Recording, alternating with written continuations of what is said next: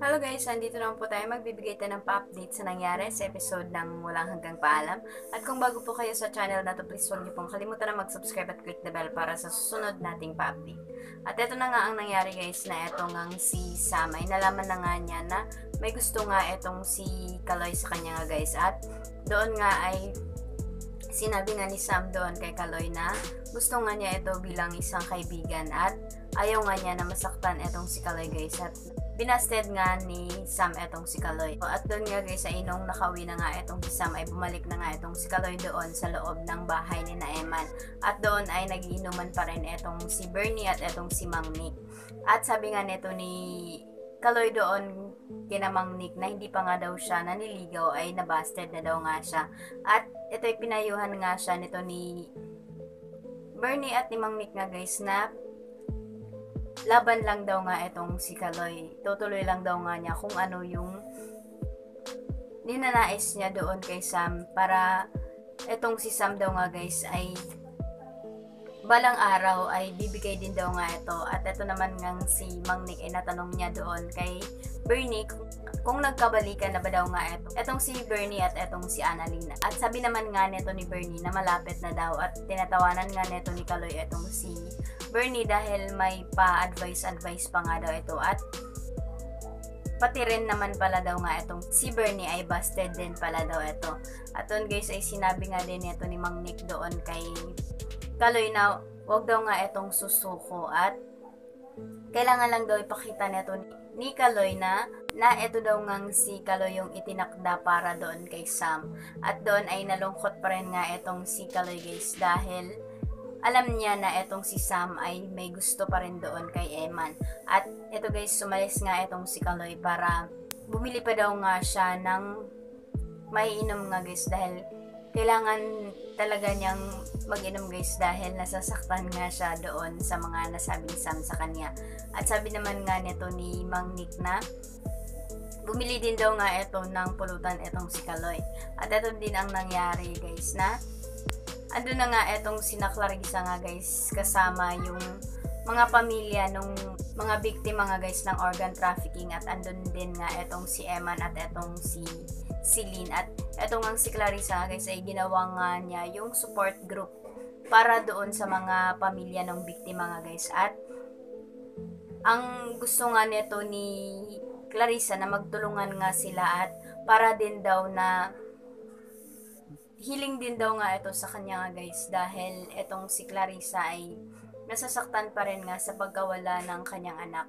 At ito naman ngang si Clarissa nagpasalamat doon kina Celine at Eman dahil kahit busy nga daw nga ito ay nagpunta pa rin ito doon. At ito naman ngang si Celine ay nagpasalamat din nga siya doon kay Clarissa dahil ito ginagawa nga ito ni Clarissa para din sa kanila dahil meron daw nga silang nakakausap din at nakakaintindi ng kanilang nararamdaman. At sabi naman nga nito ni Emma na sana daw ay may maitutulong pa daw nga siya sa mga taong andun nga guys.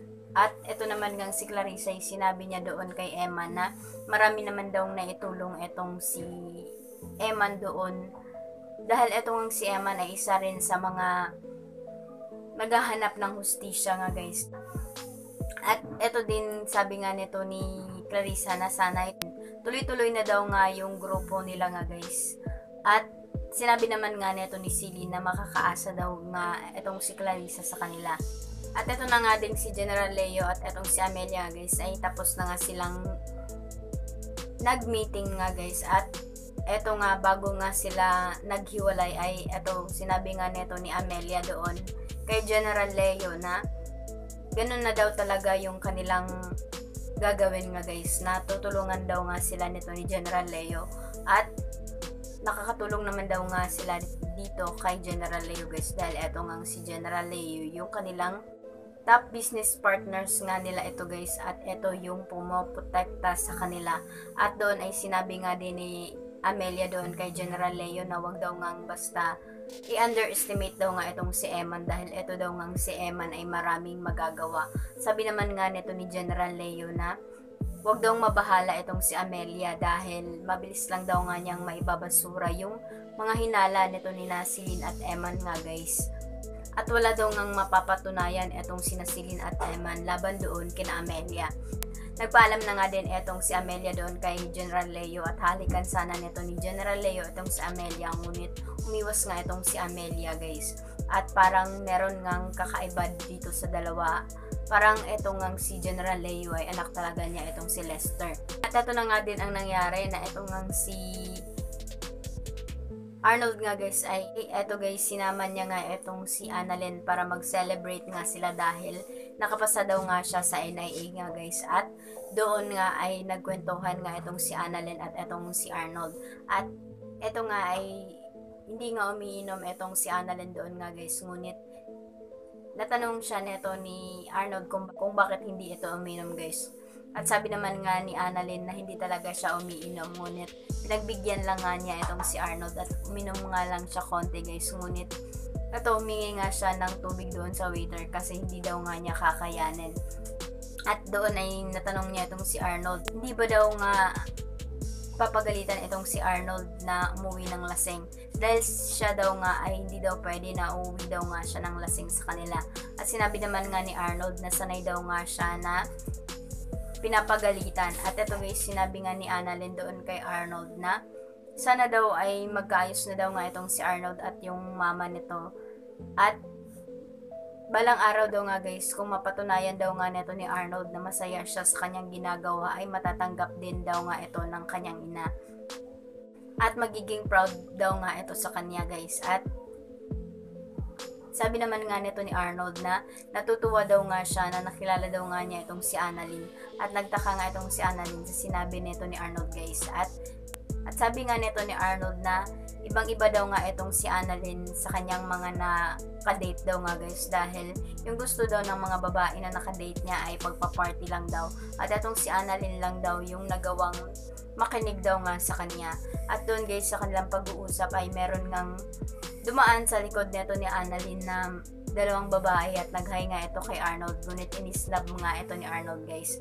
At ito naman nga si Annalyn ay nagpunta nga ito sa CR guys, at doon ay narinig niya nga yung pag-uusap ng dalawang babae nga guys, na ito daw nga si Arnold ay marami na pala itong nag-ghosting nga guys na babae. At nung isa doon na nag-uusap ay ex pala ito ni Arnold. At ang ginawa nga nito ni Arnold na iniwan lang nga nito ni Arnold nga guys ng hindi sinasabi. At marami nga ding nalaman nga itong si Annalyn na itong si Arnold ay marami ngang iniwan na babae pagkatapos makuha nga daw ito ni Arnold. At nung pagbalik na nga nito ni Annalyn doon kay Arnold ay marami pang sinasabi itong si Arnold nga guys. At nasabi naman nga nito ni Annalyn na alis na daw nga siya dahil maaga pa daw nga yung pasok niya kinabukasan. Ihatid sana siya nito ni Arnold, ngunit sinabi ni Annalyn na hindi na daw. At umalis na agad itong si Annalyn at nagtaka nga itong si Arnold bakit nag-iba bigla yung mood nito ni Annalyn nga guys. Samantala ito naman nga si Eman nga guys at si Celine ay andun, katatapos lang nga nung meeting nila doon sa kanilang support group na binuo nito ni Clarissa guys. At doon nga nagpasalamat etong si Celine doon kay Eman. Sa kabila daw nga ng pagka-busy nito ni Eman sa paghanap ng trabaho ay nakapunta pa rin daw nga ito doon. Ngunit sabi nga nito ni Emma na may trabaho na daw nga siya at binigyan daw nga siya ng trabaho nito ni General Leo. At doon guys ay naniniwala talaga sila na mabait nga itong si General Leo. Dahil natulungan nga daw nga sila at pati din daw doon sa kaso. At ito nga si Eman guys ay nag-sorry doon kay Celine dahil sa nasabi niya nga doon kay Celine nung isang araw guys nung nagtapat nga ito. Si Eman kay Celine mahal pa rin niya nga ito. Nagsorry siya dahil nagulo daw nga niya yung isip na to ni Celine. At sana daw ay mali daw nga yung kanilang mga hinala. At sabi naman nga nito ni Celine na hindi daw nga niya alam kung ano yung mararamdaman niya. Dahil lilito na din nga itong Celine nga guys. At hindi daw nga niya naintindihan kung mahal pa rin ba niya itong si Anton or magagalit daw nga siya dito. At sinabi niya na nag-away daw nga sila neto ni Anton. Alam niya na nangako daw nga siya dito kay Anton na papakasalan daw nga niya itong, ngunit naguguluhan talaga daw nga siya guys. At sinabi naman nga nito ni Emma na naintindihan daw nga niya itong si Celine. At sinabi nga ni Emma nga guys na hindi daw nga nasasabihin niya nga guys dahil mahal niya nga itong si Celine, kundi yun daw nga yung totoo nga guys na naghihinala talaga daw sila, na nalakas daw nga ng loob niya nga guys doon sa kanyang hinala, na meron daw ngang kinalaman yung pamilya neto ni Anton sa pagkawala nito kay Robbie.